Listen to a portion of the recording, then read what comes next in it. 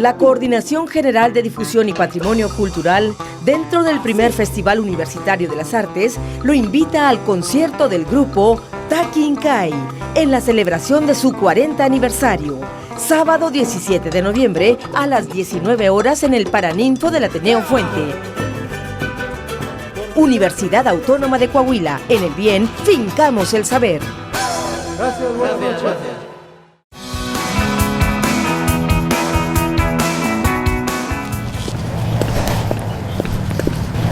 El acoso callejero es una realidad. Mantengámonos seguras, siguiendo estos tips. Camina siempre acompañada de alguien, en todos tus trayectos, de la escuela a la parada del camión y viceversa. Observa tus alrededores, estate atenta de lo que está pasando. Evita caminar en los perímetros del campus en horas altas de la noche y en lugares con poca iluminación. No lleves a la mano objetos de valor, ya que estos pueden ser atractivos para los delincuentes. Es importante que tu familia conozca tu horario escolar, así cualquier eventualidad que se pueda presentar, ellos están al tanto. Hay que cuidarnos.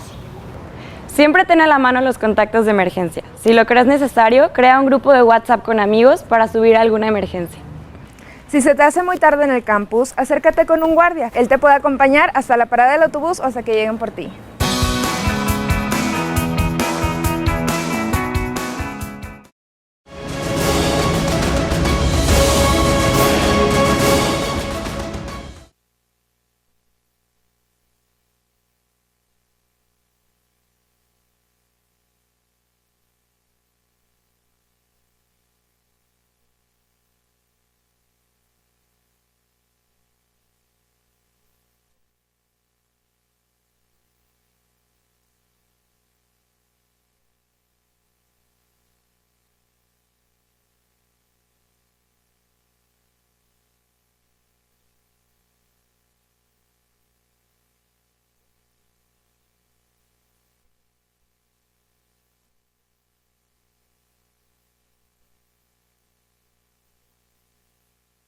El contexto histórico es un factor fundamental para entender al artista. El Renacimiento tuvo su auge, un renacer en relación o con relación a la época medieval, tuvo su auge, tuvo su momento, y el Renacimiento se entiende en el contexto, se entiende en el momento histórico. Y también, aparte del momento histórico, depende también de las personas o creadores. Y así en la historia, el momento y la personalidad del artista son fundamentales para entender este fenómeno como algo holístico, es decir, no desmembrado la historia, el contexto y la personalidad, e incluso la técnica, porque hay factores objetivos en el arte, como es la técnica, son los instrumentos, es el momento, es la historia. Y por otra parte hay factores subjetivos, es decir, la interioridad del artista, que es lo que plasma. Muchos de ellos se entienden, de hecho, mucho mejor. Eso le pasa a los escritores desde nuestras interpretaciones o de lo que nosotros leemos de sus obras o de sus escritos. Personalidad, contexto histórico y el momento o las circunstancias. Los artistas contemporáneos establecen que cualquiera puede ser un artista, pero hay sus características, sus requerimientos para que una obra de arte sea considerada como tal. Es decir, el contexto en que fue hecha, la intencionalidad y el lugar donde se exhibe y lo que quiere provocar en las personas que lo aprecian, las personas que lo ven. Entonces, se conjunta necesidad del artista, solicitación del mundo exterior, la necesidad que hay de representar, de plasmar, de expresar algo. Y entonces estamos conjuntando la necesidad del artista, que parte también de su creatividad, y lo que le está solicitando el mundo exterior. Por ejemplo, yo considero que hoy el artista ha tomado el lugar del filósofo en nuestro contexto o en nuestra universidad. La universidad tuvo una facultad de filosofía que después conjuntaron con otra facultad, ahora es Facultad de Ciencias, Educación y Humanidades, también Facultad de Letras, Facultad de Historia y Facultad de Artes. Y lo que el filósofo hace, es decir, una lectura del momento que estamos viviendo, el artista lo hace a través de la obra. Muchos de ellos, la mayoría son críticos, leen, plasman, interpretan y nos dan una lectura del momento de lo que está pasando. Y encuentro que los artistas en la Escuela de Artes Plásticas son críticos de las situaciones que están viviendo y entonces la plasman a través de la obra artística. Es la parte intencional, pero la parte no intencional es aquella subjetiva, es decir, ellos mismos se plasman en sus obras de arte. La vida en el ser humano está compuesta de emociones, la vida anímica, emociones, luego esas emociones, cuando se traducen en sentimientos, es decir, darnos cuenta que tenemos las emociones. Y luego, el tercer componente son los afectos. Bueno, los artistas proyectan y el arte elicita o provoca emociones y entonces hay ese encuentro. Lo que el arte provoca, que el artista plasme de su propia necesidad, de su propia proyección, y entonces surge algo que nosotros vemos, percibimos, que es la obra de arte. Es la conjunción entonces de creatividad, elementos del entorno, elementos de la personalidad, elementos objetivos del arte, como es la técnica, y la subjetividad, sus emociones, sentimientos y afectos, que se desplazan en la obra, y entonces ellos nos dicen algo, nos están diciendo algo, es su lenguaje, es su manera de expresarlo. Y entonces nosotros lo que percibimos objetivamente es la obra, pero ya no les pertenece la obra. Si el artista crea y nos regala su obra, el literato escribe, nos regala su obra, y entonces nosotros la leemos, la releemos, la interpretamos, y en algunos casos esa obra resignifica nuestra vida o la obra del artista. Pero entonces los artistas han llegado a expresar que cuando ellos crean y nos regalan una obra de arte, ya no les pertenece, sino que les pertenece al público, o le pertenece al público. En ese sentido, he constatado en mi experiencia en la Escuela de Artes que los artistas se entienden mucho mejor a sí mismos con las interpelaciones de los espectadores. Y entonces el espectador va analizando la obra, va disfrutando la obra, va expresando lo que percibe de la obra. Y entonces el artista dice, eso yo no sabía que mi obra provocase. Y por eso los escritores les pasa, a los artistas les pasa, se entienden mucho mejor cuando nosotros interpretamos la obra y les retroalimentamos de lo que percibimos. El arte tiene una finalidad que es la transformación del entorno, la transformación social. Humberto Eco, por ejemplo, historiador experto en época medieval, retrataba exactamente lo que era el medioevo, una época no oscura, sino de grandes adelantos en la medicina, en las bibliotecas, en la filosofía, en el arte y el surgimiento de la universidad. Él decía que si el arte no tenía una trascendencia social, una trascendencia comunitaria, lo decía en concreto desde la teoría de la semiótica. Dice, el arte tiene que comunicar. El lenguaje surge primero como habla, como comunicación, y después surge como estructura gramatical. Pero concretamente del arte, él decía que tenía una finalidad de transformar, de comunicar, y esa transformación, si no lo lograba, las obras del ser humano, entonces no podían ser consideradas obras del ser humano, que están en el entorno de la cultura y del arte. Bueno, admitamos que somos un país con un nivel educativo en años escolares como se mide bajo, poco culto y poco educado.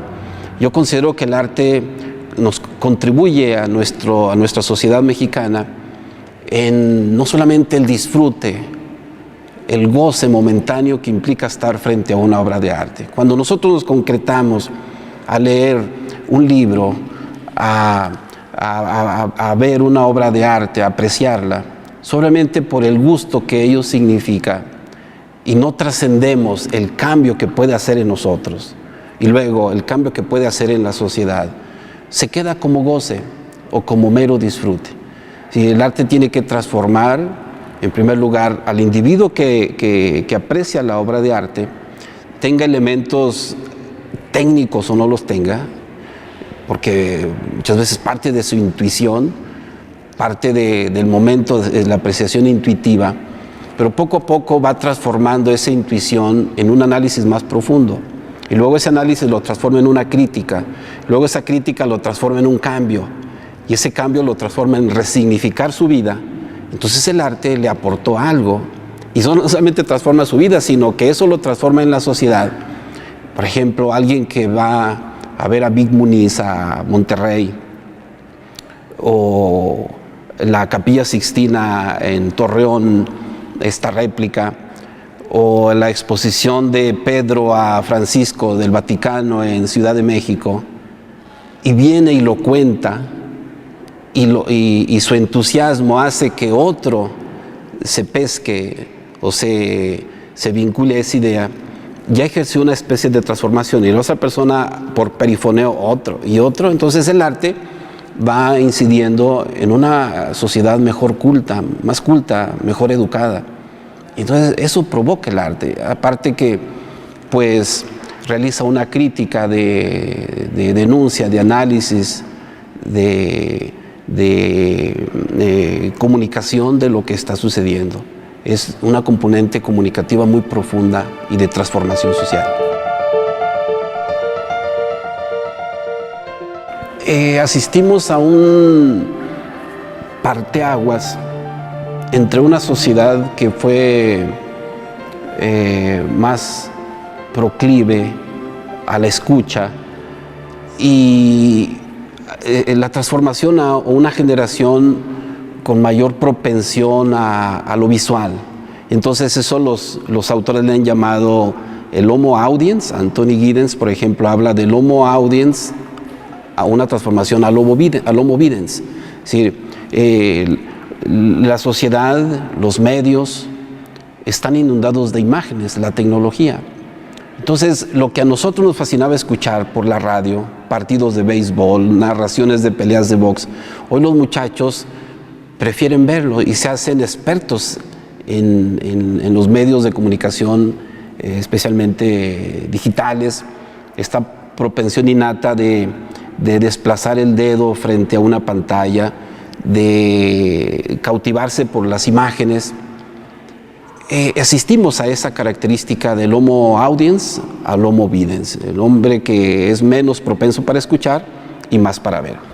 Ahora hay toda una tendencia del paso del arte plástico al arte visual. Sin embargo, en la universidad, en la Escuela de Artes Plásticas, se ha intentado conjuntar ambas tradiciones. Lo plástico artesanal, lo clásico heredado de la clasicidad griega, del Imperio Romano, después el Renacimiento, el devenir del modernismo hasta la época contemporánea, ha hecho que haya nuevas formas de expresión. Y lo menos que podemos hacer es nosotros tratar de juzgar qué es y qué no es arte.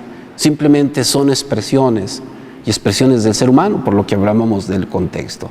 Entonces, hoy hablamos de arte visual, y ese arte visual es resultado de una característica de esta nueva generación, que hemos tipificado a veces arbitrariamente como generación millennial, como generación X, XY o generación Y. Pero finalmente que da cuenta de un entorno diferente al que nosotros, como generación millennials de los años 80, 90, asistimos, y a lo que hoy las nuevas generaciones están apreciando y están creando. Entonces hacemos esa distinción entre arte visual y arte plástico, y la escuela intenta conjuntarlo.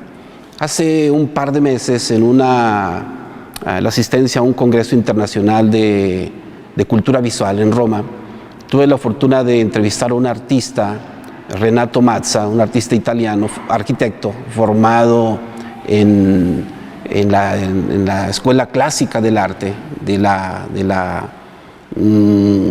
plástica, y también en las nuevas técnicas visuales. Y él decía, son expresiones, no debemos aproximarnos a ellas desde un punto de vista del juicio, sino analizarlos y en todo caso apelar a la interpelación del artista, que lo que quiere es provocarnos para que nosotros descubramos ahí lo mínimo de la belleza, la verdad y la bondad en el arte que nos provoca. Voy a cumplir 2 años que me inserté a la Escuela de Artes Plásticas como profesor investigador de tiempo completo de estos perfiles PRODEP y después ser invitados para aplicar al Sistema Nacional de Investigadores. Y la universidad, preocupada por estos procesos de docencia, investigación, gestión y tutoría, estas 4 características, tareas que los profesores de tiempo completo hacemos, he tenido la oportunidad de estudiar a los artistas, tanto docentes como alumnos o egresados de la Escuela de Artes Plásticas. El primer estudio que realicé fue uno desde la teoría del psicoanálisis, que se llamó Arte y Proyección Psicoanalítica. Fue un análisis de 3 artistas egresadas en junio del 2017 de la escuela, que sus escritos o tesinas, sus obras, tanto de pintura como escultura y una de ellas performance, esta modalidad de expresión artística, que me proporcionaron y con su autorización, es decir, una carta de consentimiento informado, hice grupos focales, varias sesiones y entrevistas. Entonces, el resultado de ese material yo lo sometí a una interpretación desde la teoría del psicoanálisis. Lo llevé a un congreso internacional de educación superior en Cuba, específicamente en la mesa La enseñanza de las artes en el nivel superior. En el contacto con otros académicos investigadores, reforcé mi convicción de que tenemos que objetivizar también ese mundo, que mucho de esa producción es desde la subjetividad, es decir, las artistas proyectan sus emociones, sentimientos, afectos, una vida desde la infancia no tan bien estructurada en algunos casos, que la obra les desahoga, les descansa. Y eso tenemos que objetivizar, es decir, cómo se dan estos mecanismos. Entonces, a través de una serie de conceptualizaciones desde la teoría del psicoanálisis, con los conceptos que ellas esgrimen de su obra y en sus escritos, en la entrevista y en el grupo focal, hago la conjunción de reinterpretar a la luz de la teoría y que emane un material de ahí para poder publicarlo, porque tiene un fundamento científico. Si no hacemos esto, lo que las artistas o los artistas dicen de sus obras serán meramente ocurrencias o proyecciones o expresiones de sentido común. Muchas de ellas hablan de sí mismas a través de la obra, en sus entrevistas, sus escritos, pero aquí no es curiosear lo que ellas hablan, lo que ellas viven, lo que ellos padecen, entre comillas, sino tratar de objetivizarlo a la luz de una teoría científica para que otros artistas conozcan, para que el público conozca cuáles son esos mecanismos a través de los cuales el arte hace que el artista proyecte su mundo interior. Ese se llamó El artista y su proyección psicológica desde el psicoanálisis. Fue publicado en las memorias del Congreso. Está por salir un artículo más extenso en la revista de psicoanálisis de Madrid, el Círculo Psicoanalítico de Madrid, y estoy conjuntando un pequeño libro como reporte final de 100 páginas sobre arte y psicoanálisis. Es decir, las características objetivas a través de las cuales nosotros podemos interpretar el arte desde una teoría científica.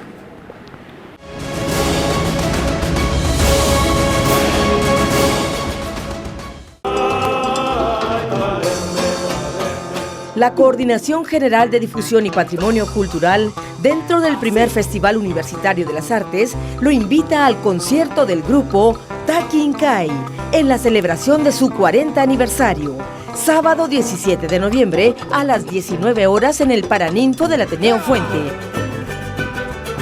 Universidad Autónoma de Coahuila, en el bien, fincamos el saber. Gracias, buenas noches.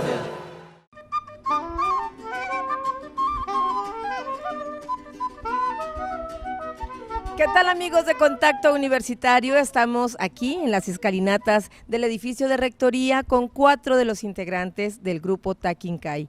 Ellos personalmente quieren hacer una invitación a todos ustedes para el concierto de aniversario y vamos a escuchar en primer lugar a nuestro amigo Leija, el famosísimo Leija. ¿Cómo estás?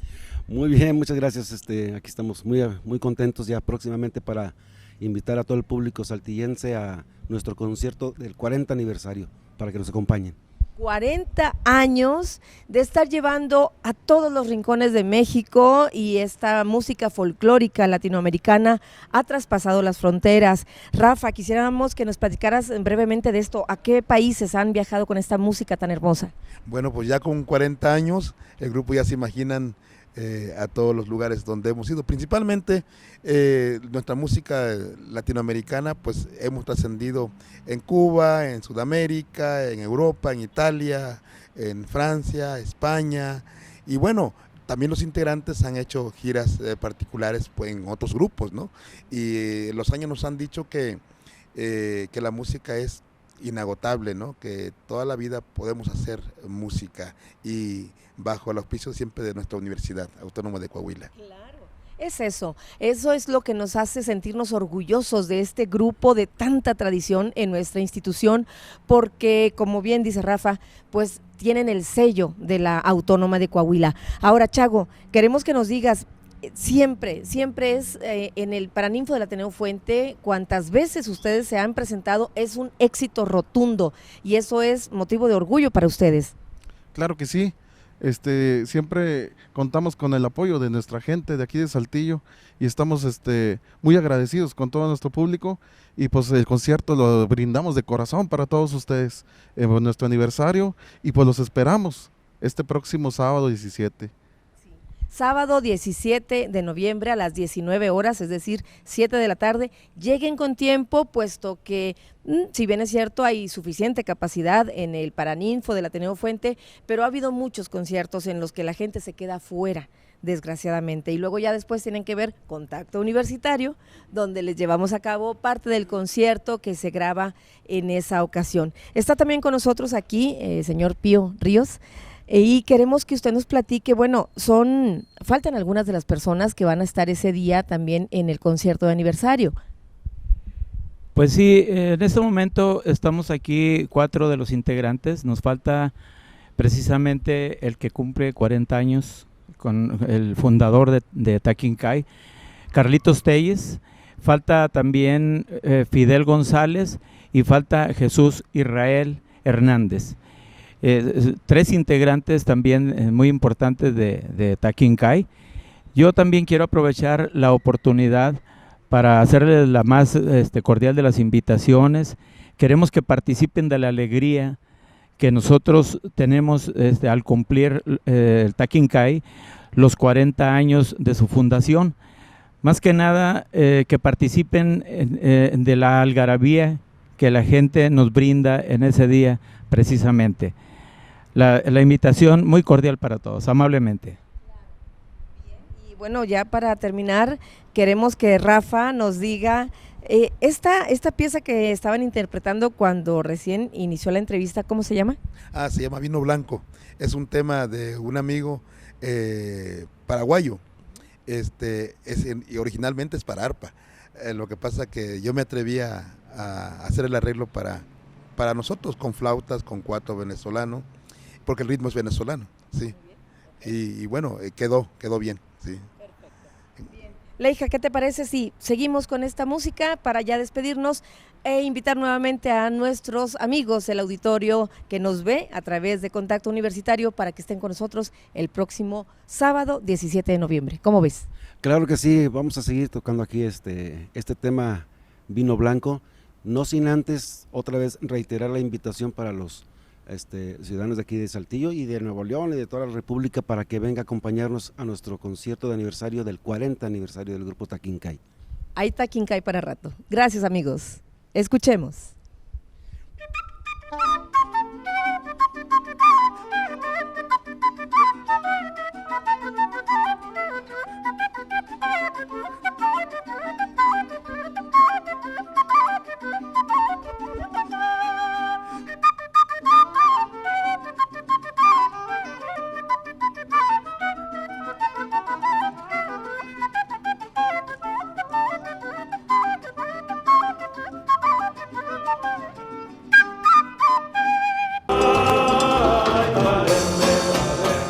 La Coordinación General de Difusión y Patrimonio Cultural, dentro del primer Festival Universitario de las Artes, lo invita al concierto del grupo Takinkay en la celebración de su 40 aniversario.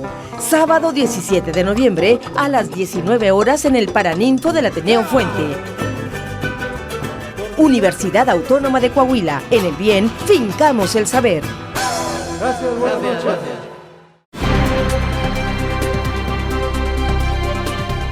En caso de sentirte seguida, acosada o amenazada, toma en cuenta los siguientes tips. Realiza una llamada para que la persona sepa que estás poniendo al tanto a un familiar o amigo. Si localizas una unidad de policía municipal, coméntales la situación.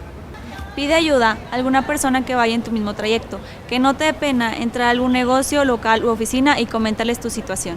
En caso necesario, no te midas en hacer una acción drástica.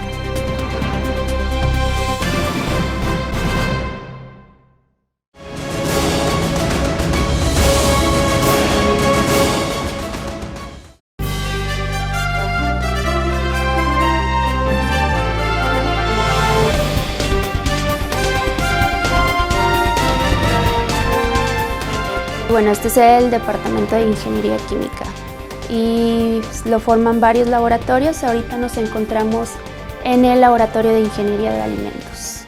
¿Sí? Aquí se desarrollan diferentes áreas de investigación en el área de Ingeniería de Alimentos y Ingeniería de Bioprocesos.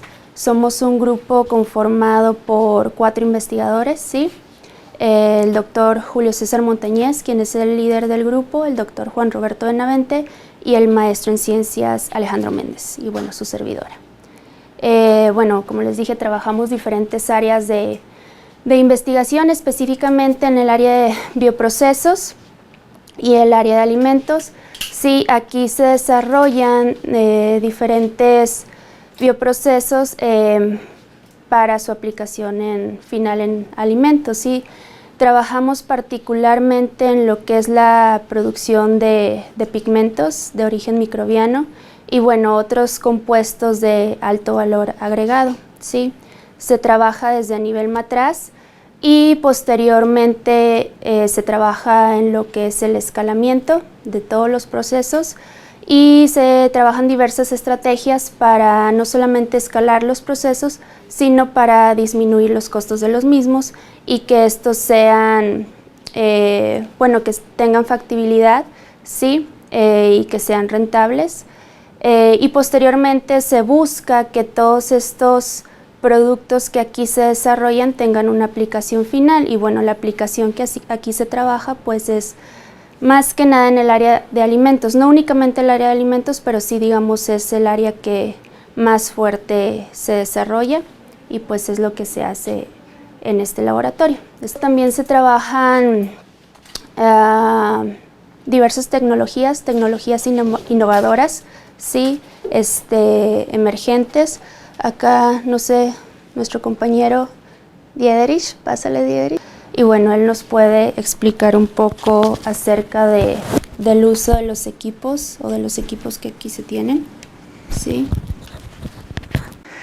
En esta área muy en particular se desarrollan trabajos donde se aplican tecnologías, tanto convencionales como no convencionales. Convencionales es todo lo que tiene que ver con tratamientos térmicos, tratamientos tradicionales, de mezclado, pasteurizaciones, y tecnologías no convencionales en el procesamiento de alimentos, como son el uso de ultrasonidos, el uso de pulsos eléctricos de alto voltaje, aplicación de calentamiento óhmico, que también es un tipo de tecnología térmica no convencional. También se utiliza la tecnología de ozono, que es un tipo de tecnología de pasteurización de alimentos no térmica.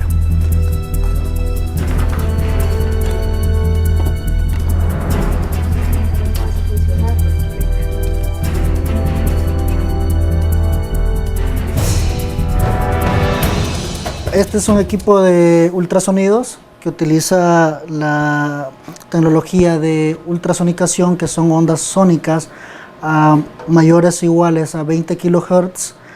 En este sentido, estos equipos se utilizan para procesos de extracción, ruptura de células, ya sea bacterianas, fúngicas, o también se puede utilizar para el rompimiento de células vegetales. Se utiliza también en la elaboración o desarrollo de nuevos alimentos como emulsionantes. Existen dos tipos principales de estos equipos. Equipos de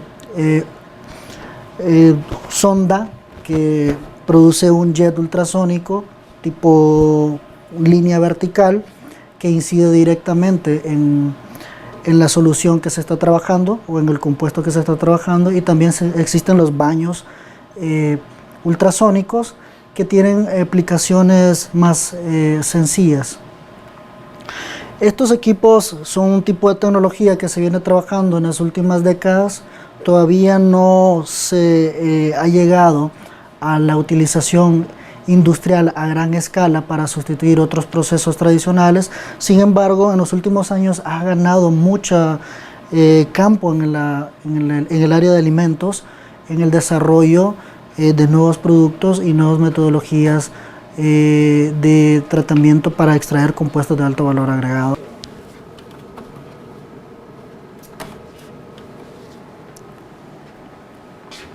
Bueno, este es un equipo de pulsos eléctricos de alto voltaje.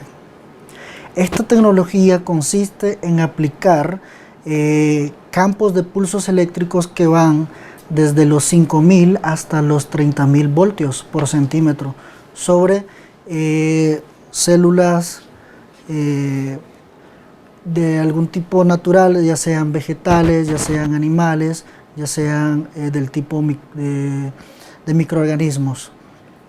Este equipo produce un fenómeno que se conoce como electroporación, que son la formación de poros tan pequeños que no pueden ser detectados ni siquiera con microscopía electrónica. Y esto produce la transferencia de compuestos tanto dentro hacia afuera de las células como de afuera hacia adentro. Nosotros en este laboratorio le damos una aplicación dirigida al campo de la tecnología de alimentos, en donde se extraen compuestos de alto valor como son pigmentos, antioxidantes, compuestos bioactivos, y recientemente se ha utilizado esta tecnología en el área médica para el tratamiento muy específico de algunos tipos de cánceres. Nosotros estamos inclinados a la aplicación de esta tecnología meramente en el campo de alimentos.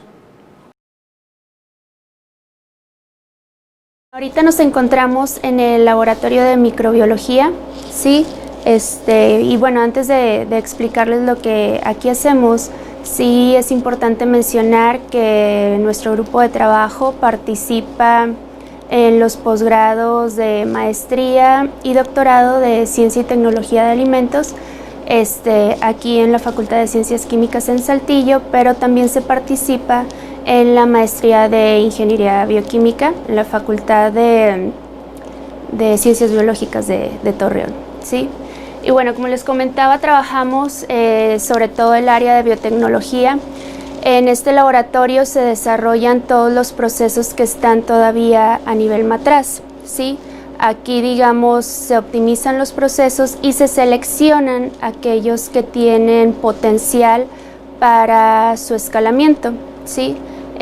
Aquí se realizan todas las cuestiones microbiológicas, que nos apoyamos con el maestro en ciencias Alejandro Méndez. Él es experto en microbiología. Y bueno, posteriormente se realiza todo lo que es la optimización del proceso, optimización desde las condiciones de cultivo, optimización del medio de cultivo y también de cuestiones o parámetros microbiológicos. Ya una vez optimizados y seleccionados, pasamos al estudio de su escalamiento, que se realiza ya en otro laboratorio. La investigación pues se inicia, como les comenté, en el laboratorio de microbiología. Posteriormente, aquellos procesos que han sido optimizados, seleccionados y que tienen potencial de escalamiento, se realiza su estudio en este laboratorio. Sí, como lo están viendo ahorita, se trabaja ya a nivel reactor.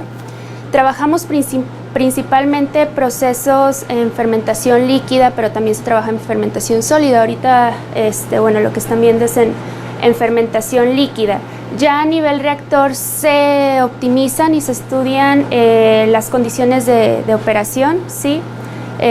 Tales como pH, agitación, temperatura, oxígeno disuelto. O sea, básicamente lo que queremos es pasar de esta cajita, ¿sí?, a ya un reactor, y ya una vez que se tenga el proceso escalado, estudiado y entendido cómo las condiciones del proceso afectan la producción final, pues ya pasamos a un escalamiento mayor. Por ejemplo, aquí tenemos un reactor ya de 15 litros que podría ser considerado a escala piloto. Y bueno, como les digo, todos estos procesos que aquí se desarrollan tienen un potencial para ser aplicados a nivel industrial y se trabajan principalmente con compuestos de alto valor agregado. Por ejemplo, aquí estamos trabajando con la producción de coenzima Q10, que bueno, es un producto que ahorita tiene mucha fama, sí, se utiliza como un antioxidante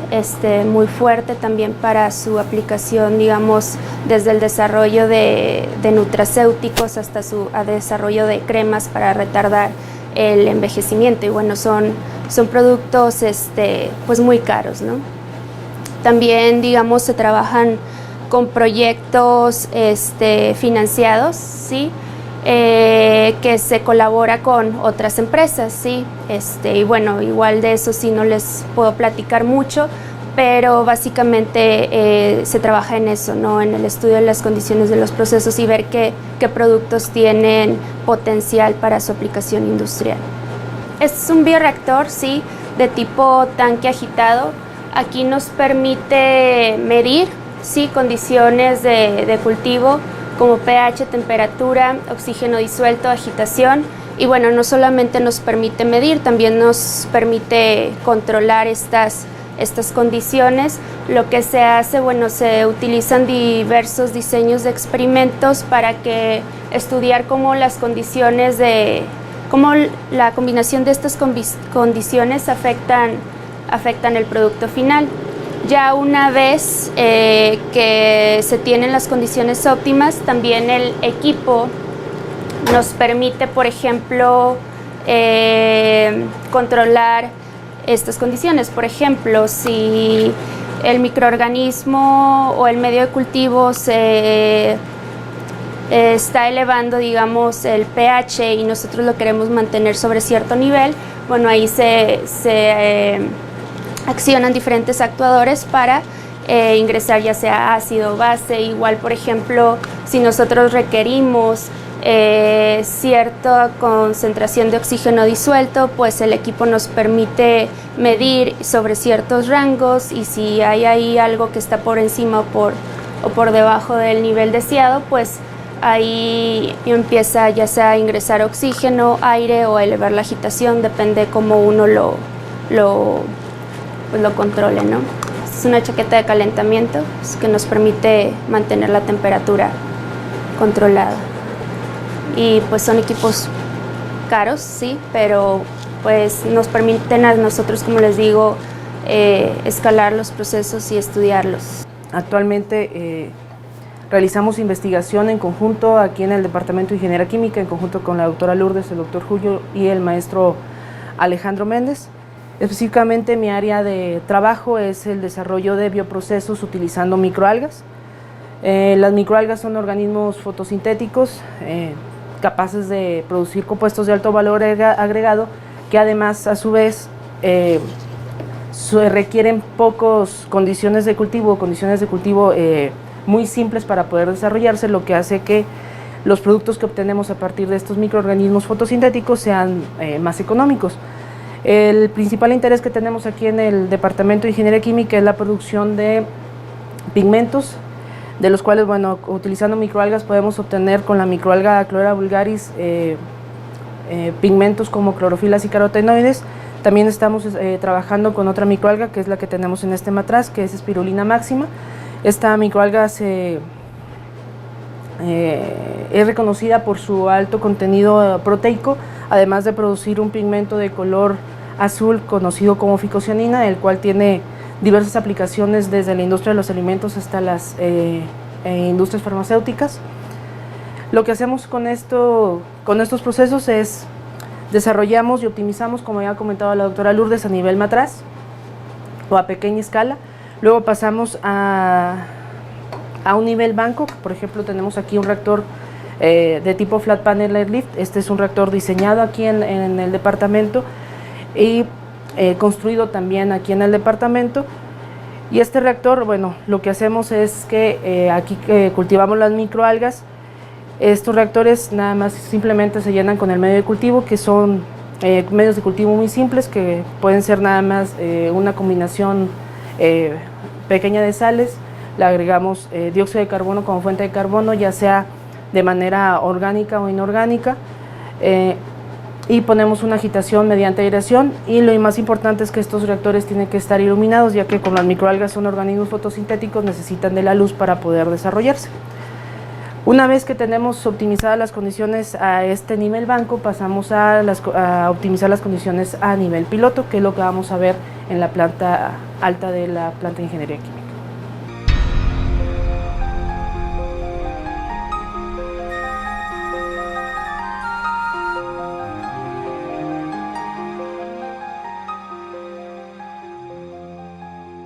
Como les comentaba, en el laboratorio de ingeniería de bioreactores tenemos los reactores escala banco, una escala que no sobrepasa los 5 litros, esto para estudiar las condiciones de operación de los reactores a ese nivel y poder determinar las condiciones que nos van a servir para poder escalar el proceso.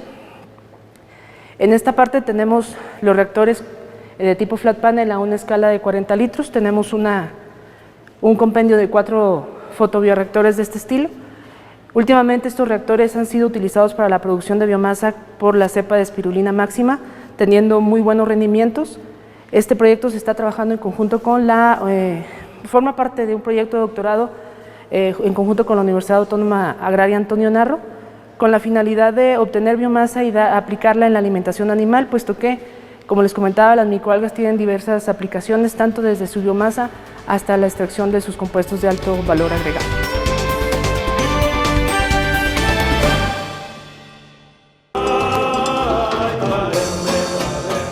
La Coordinación General de Difusión y Patrimonio Cultural, dentro del primer Festival Universitario de las Artes, lo invita al concierto del grupo Takinkay en la celebración de su 40 aniversario, sábado 17 de noviembre a las 19 horas en el Paraninfo del Ateneo Fuente. Universidad Autónoma de Coahuila, en el bien, fincamos el saber. Gracias, buenas noches. En caso de sentirte seguida, acosada o amenazada, toma en cuenta los siguientes tips. Realiza una llamada para que la persona sepa que estás poniendo al tanto a un familiar o amigo. Si localizas una unidad de policía municipal, coméntales la situación. Pide ayuda a alguna persona que vaya en tu mismo trayecto, que no te dé pena entrar a algún negocio, local u oficina y coméntales tu situación. En caso necesario, no te midas en hacer una acción drástica.